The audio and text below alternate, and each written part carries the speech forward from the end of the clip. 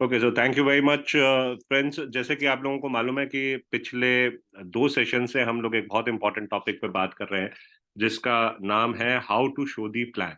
और प्लान हमारे बिजनेस की एक बहुत इम्पॉर्टेंट टॉपिक भी है, सब्जेक्ट भी है। जब तक हम लोगों से बात नहीं करेंगे, लोगों को अपना प्लान शेयर नहीं करेंगे, तब तक हमारा बिजनेस कैसे बिल्ड होगा, ये हम सबको पता है। और मुझे उम्मीद है कि आप में से बहुत सारे साथी पिछले सेशंस को कंटिन्यू रखे हुए हैं। और आप लोगों को ध्यान होगा कि हम लोगों ने पिछले सेशंस में क्या किया था। और मैं, अगर कोई नए साथी हैं तो उनसे भी मैं यही रिक्वेस्ट करूंगा कि आगे आने वाले जो सेशंस हैं उनमें कंटिन्यू रही है।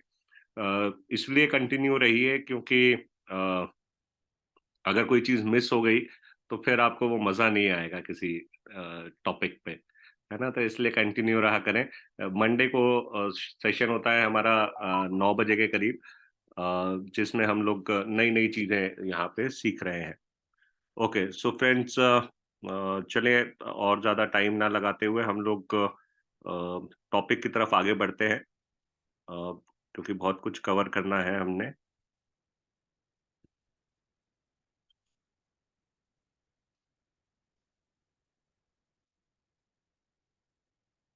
तो मुझे उम्मीद है कि आप लोगों के साथ स्क्रीन शेयर हो रही होगी।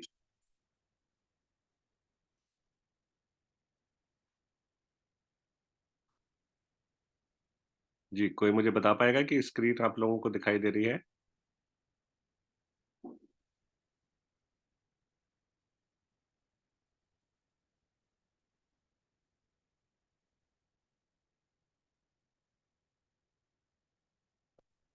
चलिए, थैंक यू।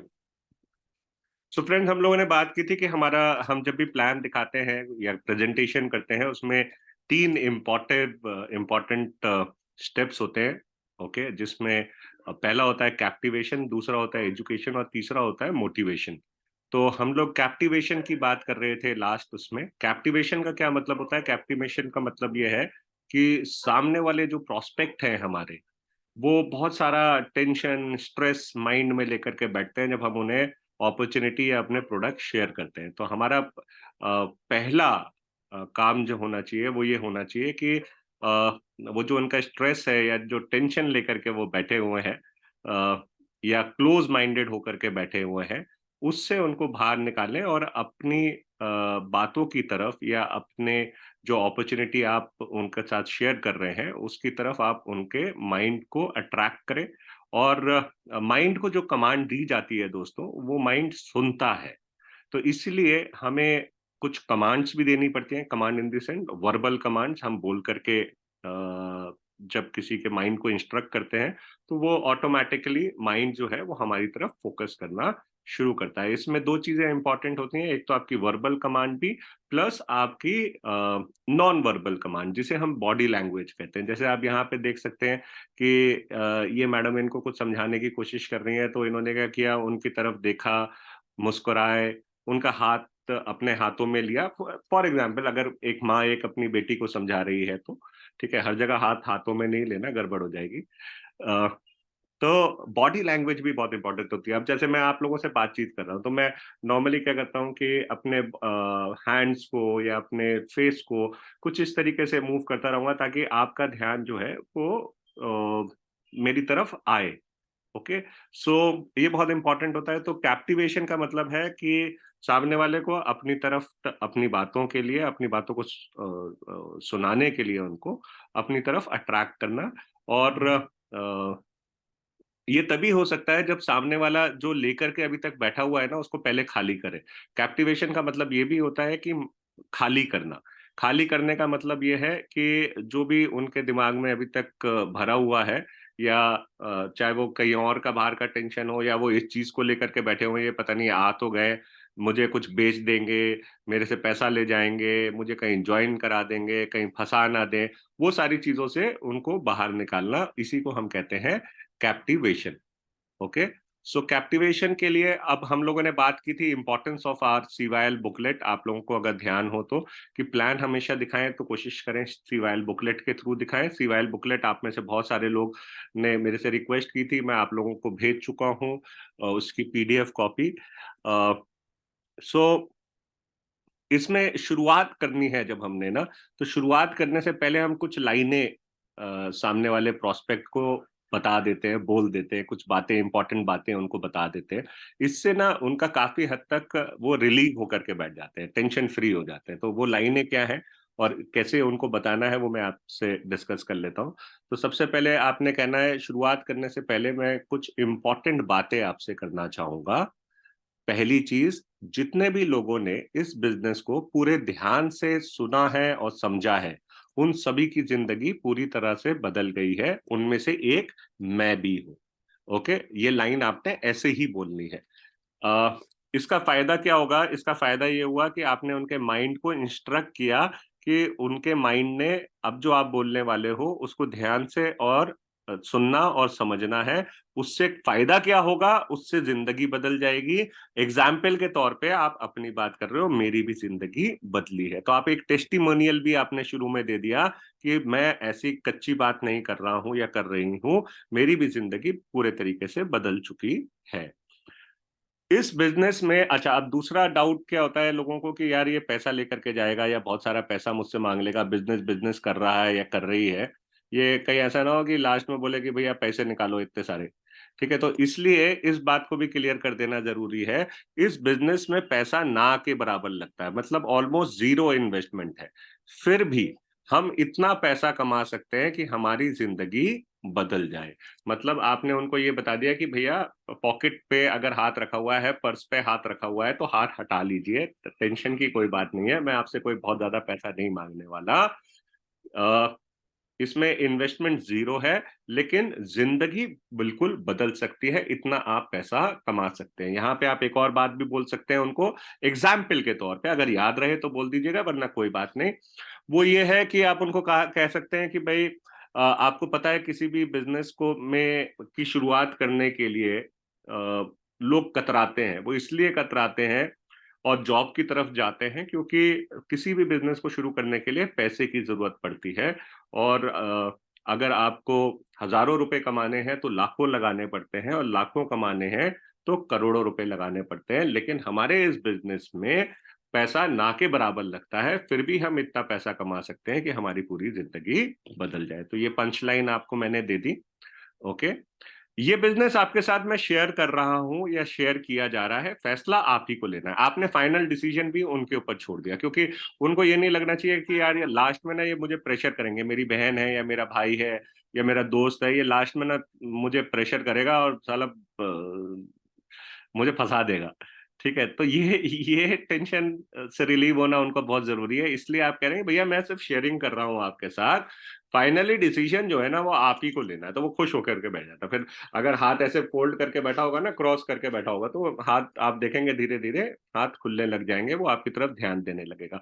और बॉडी लैंग्वेज को हमेशा सामने वाले के जरूर देखना है कि वो किस तरफ ध्यान लगा रहा है, कहीं इधर उधर, इधर टाइम में, उधर देखने में, या घर की एक्टिविटीज में तो बार बार ध्यान नहीं जा रहा, या आपकी तरफ पोज करके, यानी आपकी तरफ ध्यान लगा करके सुन रहा है। तो नॉर्मली जब क्लोज माइंडेड होता है ना, तो इंसान ऐसे पीछे होकर के बैठा होगा, या ऐसे हाथ बांध करके बैठा होगा, या फिर ऐसे करके बैठा होगा।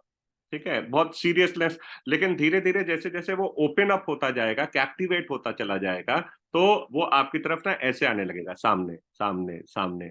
ठीक है, ध्यान देने लगेगा, आपकी बुकलेट पे ध्यान देने लगेगा, जो आप प्रेजेंटेशन मोबाइल से दिखा रहे हो उस पर ध्यान देने लग जाएगा। तो ये साइंस होते हैं कि हाँ भाई अब कैप्टिवेट पर्सन हो रहा है। ओके, और ये हर जगह पे होता है दोस्तों। इसको, ये स्किल है, इसको जितना प्रैक्टिस करेंगे उतना ज्यादा अच्छा। यस, ऐप दिस स्लो में, आप दिस स्लो में, स्वाति जी कुछ कह रहे हैं आप, ऐप दिस स्लो में मुझे समझ में नहीं आया, थोड़ा स्लो बोलूं? अच्छा, स्लो मतलब धीरे धीरे बोलूं या आवाज हल्की रखूं? आवाज हल्की रखूं या धीरे धीरे बोलूं? धीरे धीरे बोलो, अच्छा ठीक है, चलिए धीरे धीरे बोलते हैं। ओके, नेक्स्ट है, फिर आपने उनसे कहना है लेकिन। अब आप उनको चेतावनी दे रहे हैं एक तरीके से, और ये बहुत इंपॉर्टेंट चेतावनी होती है, ठीक है।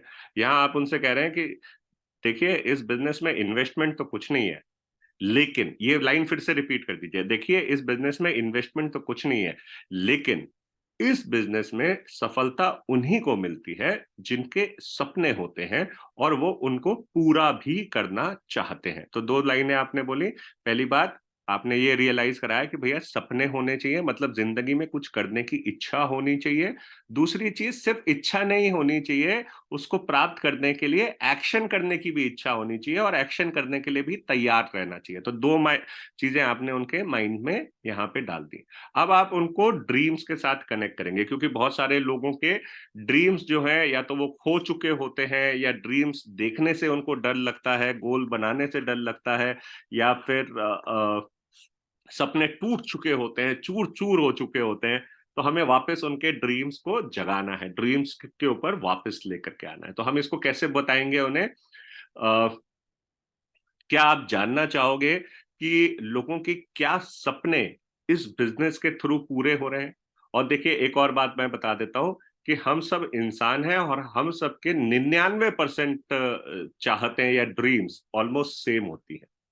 ओके, सो ये लेकर के आप उनको नेक्स्ट पेज पे लेकर के जाओगे, जहां पे आप उनकी ड्रीम्स की बात करोगे कि यहाँ पे लोग इसीलिए आ रहे हैं क्योंकि उनको आर्थिक आजादी चाहिए, मतलब पैसे की तंगी से वो बाहर निकलना चाहते हैं, पैसे की आजादी चाहते हैं, पैसे की गुलामी या तंगी नहीं, पैसे की आजादी चाहते हैं।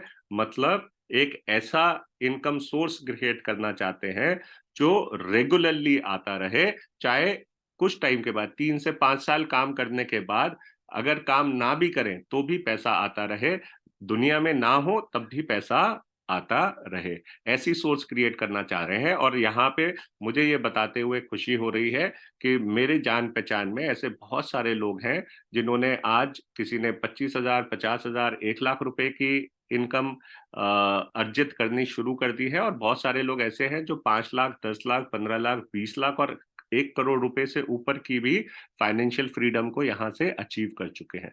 तो ये बताना बहुत जरूरी है, क्योंकि जब आप पैसा बताते हैं तो दुनिया सुनती है। जब आप पैसा बताते हैं तो दुनिया सुनती है, क्योंकि दुनिया को आखिरकार क्या चाहिए? पैसा ही चाहिए ना। तो इसीलिए इस को, जैसे मैंने आपको बताया, इस तरीके से आप बता सकते हैं। वरना नॉर्मली आपके पास टाइम कम है तो आप ये भी कह सकते हैं कि लोग आर्थिक आजादी या फाइनेंशियल फ्रीडम, मतलब पैसे की तंगी से बाहर आने के लिए इस बिजनेस में आते हैं। लोग अपना सपनों का घर बनाना चाहते हैं। हर साल हमारे यहाँ से हजारों लोग अपने सपनों का घर बना रहे हैं। हर साल हमारे यहाँ से हजारों लोग, अब तक लाखों लोग अपने सपनों की गाड़ी ले चुके हैं। हर साल लोग विदेश यात्रा के लिए जा रहे हैं। और दूसरा, यहाँ पे आने का एक बहुत बड़ा लोगों का मकसद ये होता है कि वो जो भी काम कर रहे हैं वो उसमें इतने व्यस्त हो जाते हैं कि अपने परिवार को, अपने आप को समय देने के लिए उनके पास कुछ नहीं होता। लेकिन इस बिजनेस में जैसे जैसे आप आगे बढ़ते जाते हो तो पैसा तो आप बहुत कमाओगे, लेकिन साथ के साथ आपका समय भी फ्री हो जाता है। इसका मतलब ये है, आप अपने परिवार को, अपनी वाइफ को, अपने बच्चों को और खुद को आप समय दे सकते हो। अपनी हॉबीज को पूरा करने के लिए आप समय दे सकते हो। नेक्स्ट रीजन ये होता है लोगों का यहाँ आने का कि मान सम्मान, लोग रिकॉग्निशन चाहते हैं अपनी लाइफ में। और ये बिजनेस ऐसा है जहां पे कूट कूट के रिकॉग्निशन बढ़ा है। हर स्टेप जो आप आगे बढ़ते जाओगे, आपका रिकॉग्निशन, आपका मान सम्मान यहाँ पे बढ़ता चला जाता है। नेक्स्ट, सुरक्षित भविष्य, मतलब कल की चिंता ना होना। क्या ये हम और आप नहीं चाहते? क्या हम चाहते हैं ना कि भाई अगर कल को मुझे कुछ हो गया तो मेरे परिवार की देखरेख कौन करेगा? ये चिंता लगी रहती है ना। अगर ये चिंता जीवन से हट जाए तो, और यही रीजन है जिसकी वजह से यहाँ लोग आते हैं। बहुत सारे एग्जाम्पल्स हमारे यहाँ पे हैं जो इस दुनिया से चले गए, लेकिन आज भी उनके घर में 5 लाख, 7 लाख, 10 लाख रुपया आ रहा है। ओके, तो एग्जाम्पल जरूर कोट कर दिया करें। नेक्स्ट, दूसरों की मदद करना। हम सब इंसान हैं और हम सब के अंदर एक दिल है जो धड़कता है, जो लोगों से प्यार करता है, जो अपने जानकारों के लिए, अपने अपने साथियों के लिए कुछ करना चाहता है, जो अपने समाज के लिए कुछ करना चाहता है, जो अपने देश के लिए कुछ करना चाहता है। लेकिन वो पॉसिबल तभी हो सकता है जब हमारी जेब खुद की भरी हुई है ना। खाली जेब में मदद नहीं होती। यहाँ पे बहुत सारे लोग इसलिए आते हैं कि वो लोगों की मदद कर सकें, लोगों को आगे बढ़ा सकें, उनको एक रोजगार दे सकें। ओके, सो इस तरीके से आप ये पहले सारे सपने बताओगे, रिकनेक्ट करोगे उनको। अब मुझे आप लोग बताएं कि आप में से ऐसा कौन है जिनके ये सपने नहीं है। कोई ऐसा है जिनके ये सपने नहीं है? और ये क्वेश्चन आपने करना भी है उनसे कि अच्छा, अब आप मुझे ये बताएं कि इनमें से कोई ऐसा सपना है जो आपका नहीं है। तो सामने वाले का आंसर क्या आएगा? नहीं सर, ऐसा कोई भी सपना नहीं है, सारे के सारे सपने हैं हमारे। यही आंसर आएगा ना। अब आप उनसे पूछेंगे, अच्छा मुझे अब ये बताएं कि इनमें से नंबर 3, यानी कोई 3 ऐसे प्रोमिनेंट आप अपने ड्रीम्स बताएं जो आपके लिए बहुत जरूरी है आज की डेट में। कोई 3 ऐसे बताएं। तो जैसे मेरे घर का सपना है, पूजा जी ने कहा, और बताइए कोई 3 सपने बताएं, चलें जल्दी जल्दी से चैट में बता दें जल्दी से। कोई 3 सपने जल्दी से बताइए। सेल्फ रिस्पेक्ट ठीक है, मान सम्मान हो गया वो एक तरीके से, फाइनेंशियल फ्रीडम हो गया, कुलदीप जी कह रहे हैं। और कोई एग्जाम्पल ले लीजिए। चलिए 3 हो गए। Passive income, okay. अब आपने उनसे नेक्स्ट सवाल करना है। वंडरफुल सर, बहुत अच्छा लगा मुझे ये जान करके कि ये 3 आपकी प्रायोरिटीज हैं लाइफ की, गाड़ी में सम्मान, पैसा, ठीक है। तो ये 3 आपकी प्रायोरिटीज है। एक और चीज बताइए, इन तीनों में से अगर एक चूज करनी होगी तो वो नंबर 1 प्रायोरिटी आपकी कौन सी होगी? तो वो सामने वाला बताएगा नंबर 1 प्रायोरिटी मेरी फाइनेंशियल फ्रीडम है, या मेरा घर है, या मुझे गाड़ी लेनी है, या मुझे अपनी रिस्पेक्ट, सेल्फ रिस्पेक्ट बनानी है, पहचान बनानी है ना। अब जो भी वो कहता है, जो भी वो कहते हैं सामने वाले, आपने क्या कहना है? ग्रेट सर, मुझे एक बात बताएं, क्या आप इसको लेकर के वाकई में सीरियस हैं? ये जो आपने अपनी नंबर 1 प्रायोरिटी बताई है, क्या आप इसको लेकर के सीरियस हैं? तो सामने वाला कहेगा यस, मैं इसको लेकर के सीरियस हूँ। ठीक है। दूसरा, आपने उनको ये कहना है कि अच्छा, अगर ये आपको नहीं मिला तो आपको जीवन में क्या लगेगा सर, कैसा लगेगा? मान लेते हैं आपने कहा पैसिव इनकम, और या गाड़ी या घर, और मैं आपसे कहता हूं कि सर अगर आपको आपका मनचाहा घर आप नहीं बना पाते हो तो आपको कैसा लगेगा? शैलेंद्र जी ये बताएं। आप अपना घर नहीं बना पाते हैं तो आपको कैसा लगेगा? फॉर एग्जाम्पल, जैसे शैलेंद्र जी ने यहाँ पे मेरा घर कहा, मेरा घर है या घर चाहिए। घर गाड़ी ठीक है, मेरे, आप लोग मेरी बात को समझ पा रहे हैं। मैंने कहा अगर आप फॉर एग्जाम्पल किसी का ड्रीम है घर, और मैं उनसे कहूं कि आप अगर अपना घर ना बना पाए तो कैसा लगेगा? तो सामने वाला कहेगा दिल टूट जाएगा, जिंदगी बोझल सी हो जाएगी, कुछ भी है ना, बहुत अफसोस होगा। सर अगर मैं आपसे ये कहूं कि इस बिजनेस के थ्रू आप अगले 3 से 5 साल में अपने सपनों का घर बनाने की शुरुआत कर सकते हैं, तो क्या आप मेरे साथ ये बिजनेस को करना चाहेंगे? अगर मैं आपसे ये कहूं कि अगले 3 से 5 साल में आप अपने सपनों का घर बनाने की शुरुआत यहां से कर सकते हैं, तो क्या आप मेरे साथ ये बिजनेस करना चाहेंगे? तो सामने वाला क्या कहेगा? यस। और क्या इस बिजनेस को करने के लिए आप रोजाना 2 घंटे निकाल सकते हैं सर? 2 घंटे निकाल सकते हैं? तो सामने वाला कहेगा यस। अब आपने ना क्लोजिंग कर दी शुरू में ही, आपकी एक तरीके से क्लोजिंग हो गई है, आपने शुरू में ही उनसे यस ले ली है। ओके, बिजनेस को करने की यस तो आपने शुरू में ही ले ली, आपने टाइम की कमिटमेंट भी ले ली, आपने उनके ड्रीम को भी जान लिया, आपने उनसे इस बिजनेस को करने की हामी भी ले ली है। अब आपने सिर्फ ये कहना है सर अगर लास्ट तक, इस प्रेजेंटेशन के लास्ट तक मैं आपको ये दिखा दूं और समझा दूं कि यहां से आपका घर बन सकता है, तो क्या हम आज ही से इस बिजनेस को शुरू करेंगे? ठीक है, तो सामने वाला जर्नली क्या कहेगा? यस। ठीक है। तो क्या हुआ कि आपने जो यस आप लास्ट में जाकर के उनसे सुनना चाह रहे थे, वो यस तो आपको शुरू में ही मिल गई। और दूसरा, आपने उनको कैप्टिवेट कर लिया क्योंकि अब आप उनके मतलब की बात करने वाले हो।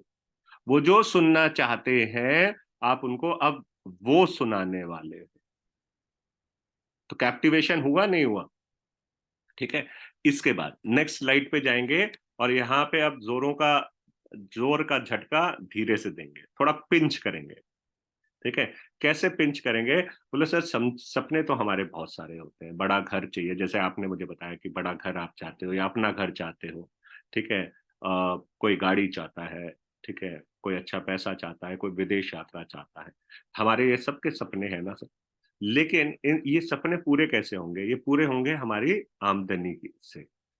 अगर हमारी आमदनी इन सपनों को पूरा कर सकती है तो ठीक है। अदरवाइज हम क्या करते हैं, अपने सपनों को कॉम्प्रोमाइज करना शुरू कर देते हैं। हम अपने सपनों के साथ समझौता करना शुरू कर देते हैं। बड़ा घर नहीं तो छोटे घर में गुजारा करने की सोचते हैं। छोटे घर नहीं है तो किराए के घर पे गुजारा करने की सोचते हैं। वो भी नहीं तो सोचते हैं चलो मम्मी पापा ने जो बना करके दे रखा है घर, इसमें एक कमरा तो अपना है ही। तो कॉम्प्रोमाइज करने की कोशिश। अब यहाँ पे आपने कॉम्प्रोमाइज किसके ऊपर बात करनी है? उस चीज के ऊपर बात करनी है जो उन्होंने अपना ड्रीम बताया था। अगर उन्होंने गाड़ी की बात की है तो आप कॉम्प्रोमाइज गाड़ी के एग्जाम्पल के साथ दिखाओगे। अगर उन्होंने घर की बात की है तो घर के एग्जाम्पल के साथ कॉम्प्रोमाइज। लेकिन तुम नहीं कहोगे, हम कहोगे हमेशा। जब भी आप कोई नेगेटिव बात करेंगे, हमेशा अपने ऊपर लेकर के करेंगे। जब भी कोई पॉजिटिव बात करेंगे, आपका घर आएगा, आपका घर बनेगा, आप पैसे कमाओगे, तो वो आप कह करके। और जब भी कोई प्रॉब्लम की बात करेंगे, वो हमेशा अपने ऊपर, हमें या अपने को, ठीक है, इस तरीके से बात करेंगे। Okay, getting my point? समझ में आ रहा है बात करने का तरीका?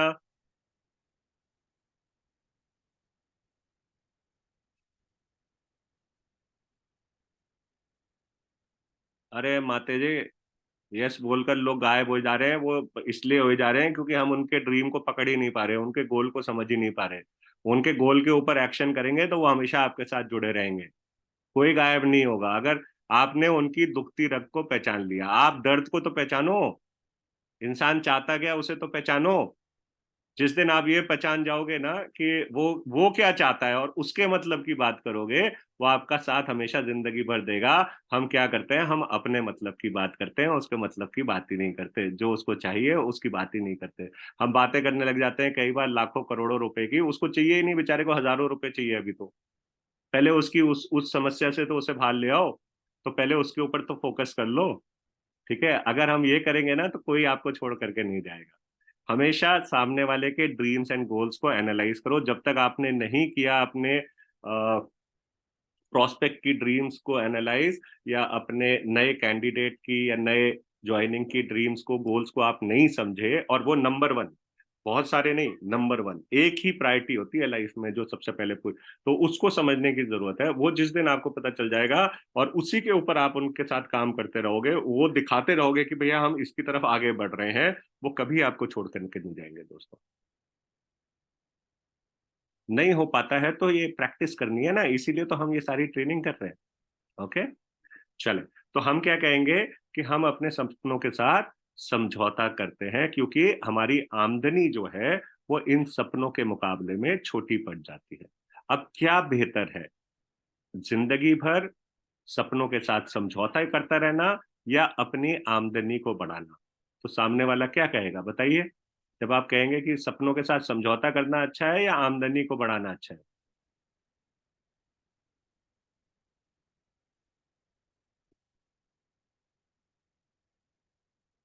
हम्म।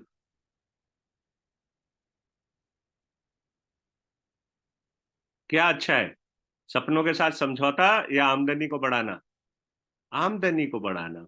अब आमदनी को लेकिन बढ़ाना है तो हमें ये ध्यान रखना है सर या मैडम, कि दो राक्षस हमारे पीछे पड़े हुए हैं हमेशा। और वो राक्षस है, पहला महंगाई और दूसरा जिम्मेदारी। एक्चुअली महंगाई राक्षस नहीं होती, डायन होती है। अ, ये दोनों खाए चले जाते हैं हमारी इनकम को। फॉर एग्जाम्पल, मान लेते हैं हमारी जॉब में 10% का एनुअल इंक्रीमेंट आ गया, लेकिन महंगाई चल रही है 11 या 12% के स्पीड से बढ़ रही है। तो अगर इंक्रीमेंट 10% का भी आया, महंगाई 11-12% बढ़ गई, तो क्या हमारे जीवन में कोई सुधार आएगा? और साथ के साथ हमारी जिम्मेदारियां बढ़ती चली जाती हैं। आइए देखते हैं कैसे। देखो, यहाँ पे एक मध्यम वर्गीय परिवार की औसत आमदनी की हम लोग बात कर रहे हैं कि उसके खर्चे कितने में निपट जाते थे। तो 1960 में देखें तो 100 रुपए की आमदनी भी अगर किसी की होती थी तो उसके जीवन ठीक ठाक सा चल जाता था। 1980 में 1000 रुपए में चल जाता था, 2000 में 10,000 में चल जाता था, 2020 अभी गया, क्या अब 10,000 रुपए में किसी का घर चलता है?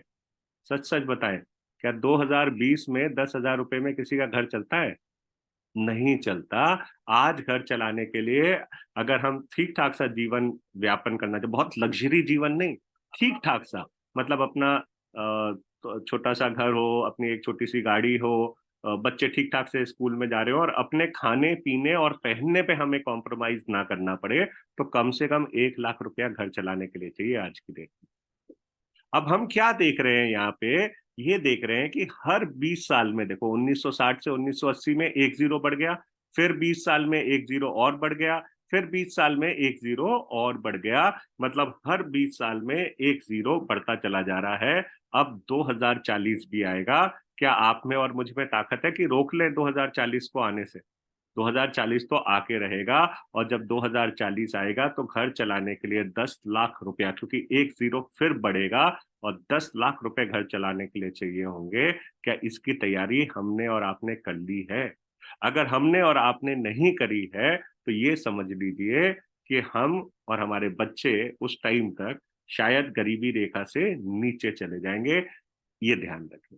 और ये आप समझ सकते हैं, 100 रुपए में आज से 10 साल पहले कितनी सब्जी आती थी और आज कितनी सब्जी आती है। 100 रुपए में कितना फल आता था 10 साल पहले और आज कितना आता है। आप खुद सोच लीजिए, आपको समझ में आ जाएगा महंगाई कहाँ से कहाँ लेकर के जा रही है।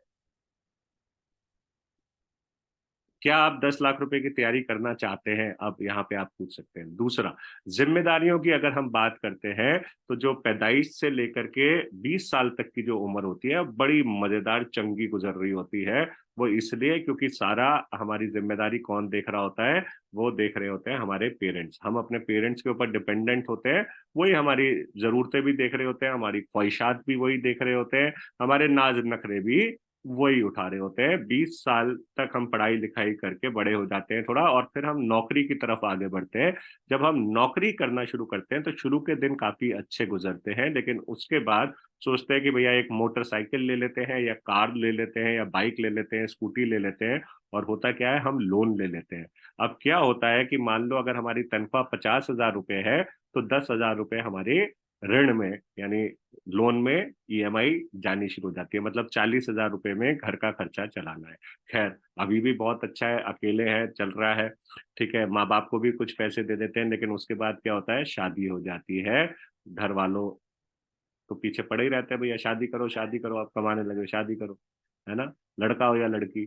तो शादी हो जाती है, शादी हो जाती है तो क्या होता है, खर्चे डबल हो जाते हैं। लेकिन क्या इनकम डबल होती है? इनकम डबल नहीं होती। फिर से आवाज आने लग जाती है, भैया नाती पोता लाओ, चुन्नू मुन्नू लेकर के आओ। अब चुन्नू मुन्नू भी आ जाते हैं, और जब चुन्नू मुन्नू आ जाते हैं तो क्या हमारी सैलरी या हमारी इनकम 3 गुना या 4 गुना हो जाती है? नहीं होती। लेकिन हमारी जो खर्चे हैं वो 3 गुना 4 गुना हो जाते हैं। फिर बच्चों की पढ़ाई लिखाई, फिर घर ले लेते हैं, सोचते हैं अब घर बना लेते हैं, उसके लिए भी लोन ले लेते हैं, फिर ईएमआई शुरू हो जाती है। अब 50,000 रुपए में 10,000 तो कार की जा रही थी, अब 15 से 20 हजार रुपए घर के जाने लग जाते हैं। कुल मिलाकर के बच्चे कितने घर को चलाने के लिए? 10 से 20 हजार रुपए। क्या हम आगे बढ़ रहे हैं या हम नीचे आ रहे हैं?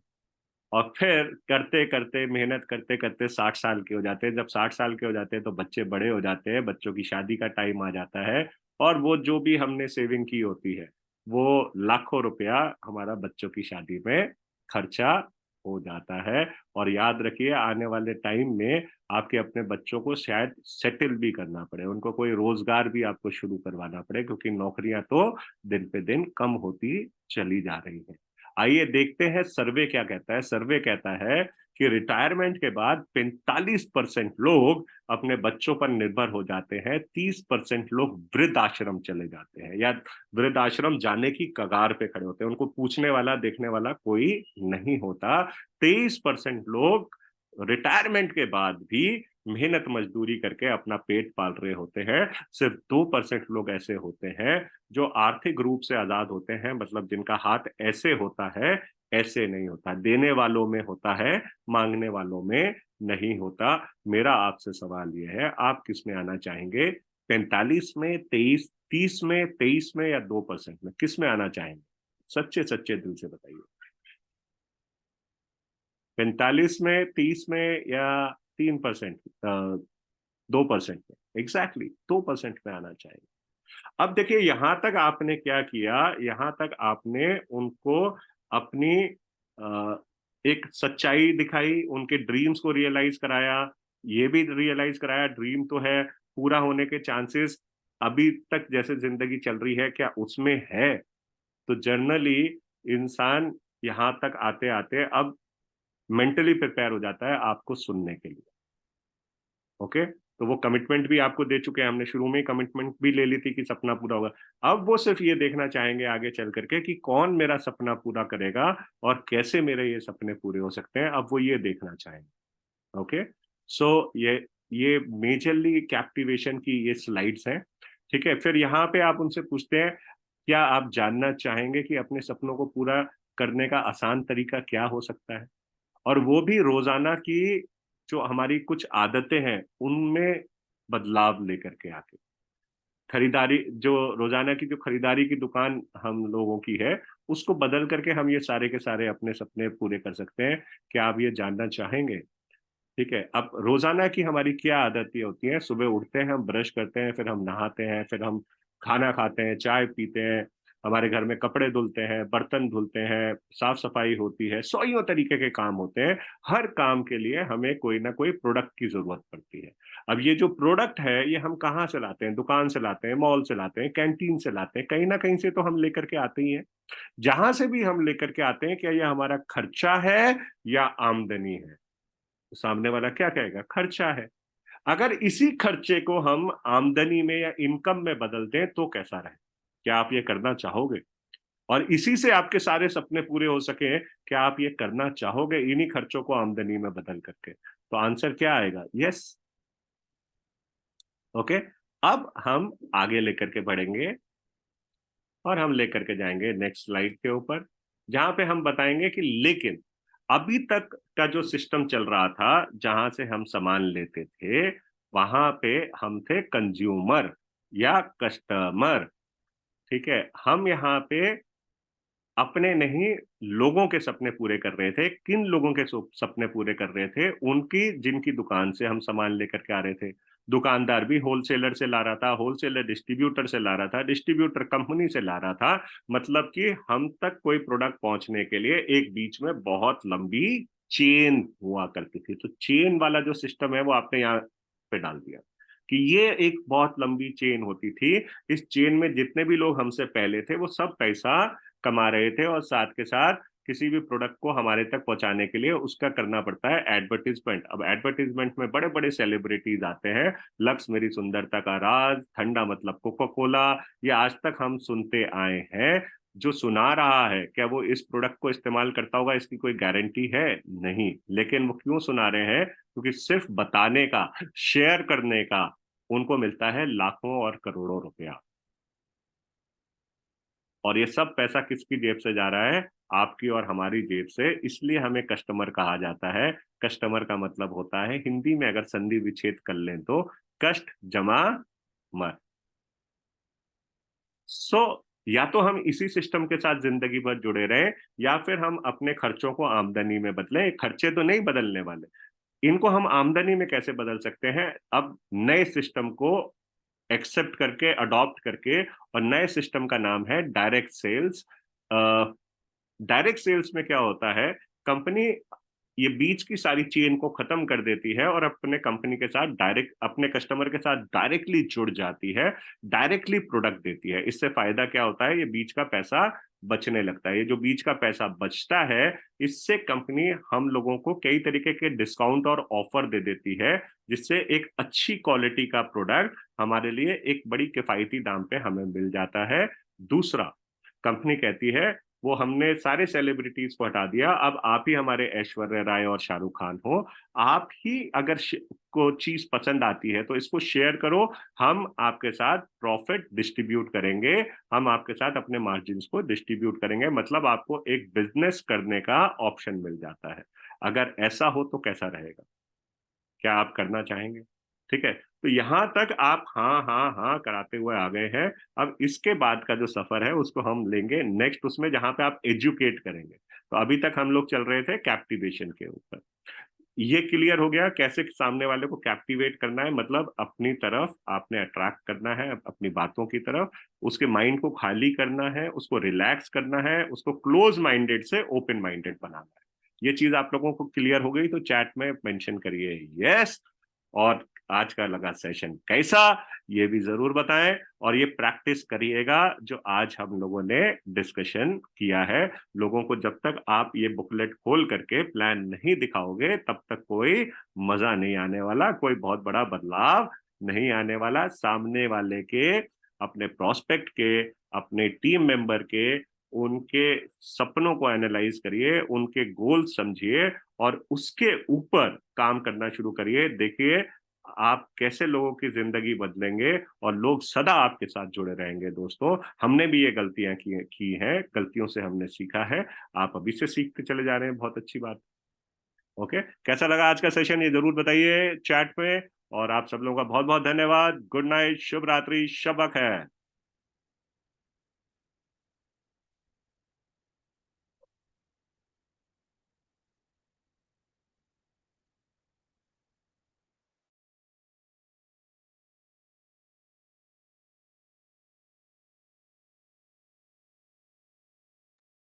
अच्छा दोस्तों, चलने से पहले एक चीज जल्दी से बता देता हूँ। कल